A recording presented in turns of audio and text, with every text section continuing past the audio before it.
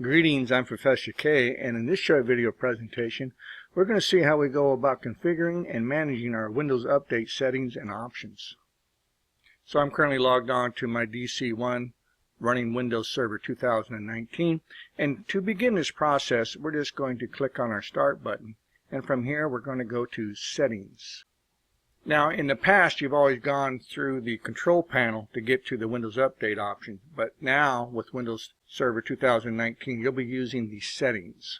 Once you're up inside of the settings, just go on over to Update and Security, and you can see I have a number of updates that are either ready to install or they have already installed.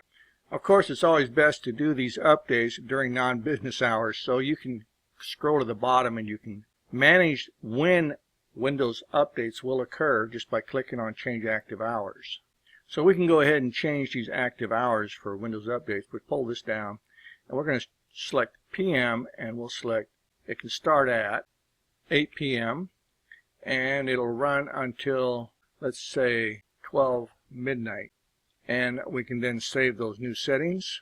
If you would like to see what updates have been installed, you can view your update history.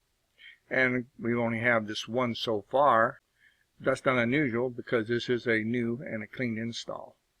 To get back, we're just going to use that back arrow.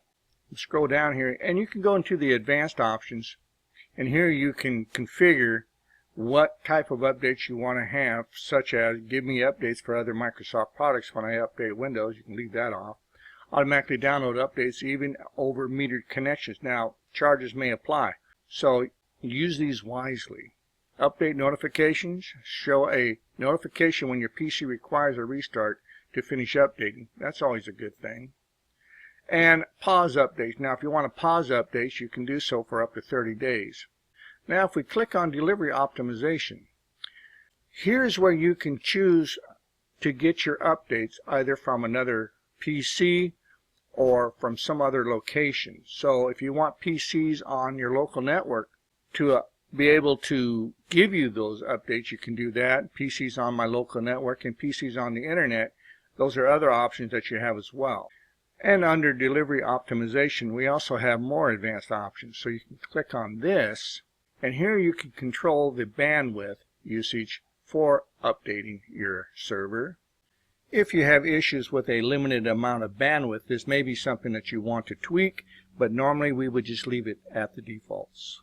We can click on the back button one more time, and we can look at the activity monitor. Here you can get some statistics about what happened on what date when the download occurred. And if this information is important to you, well, then you would look underneath the activity monitor to get this information. And that's going to conclude this short video presentation on how we go about configuring and utilizing our Windows Update settings and options for Server 2019. So if you have any questions or concerns about any of the information that was covered in this short video presentation, please do not hesitate to reach out and contact your instructor, and I'll see you in my next video.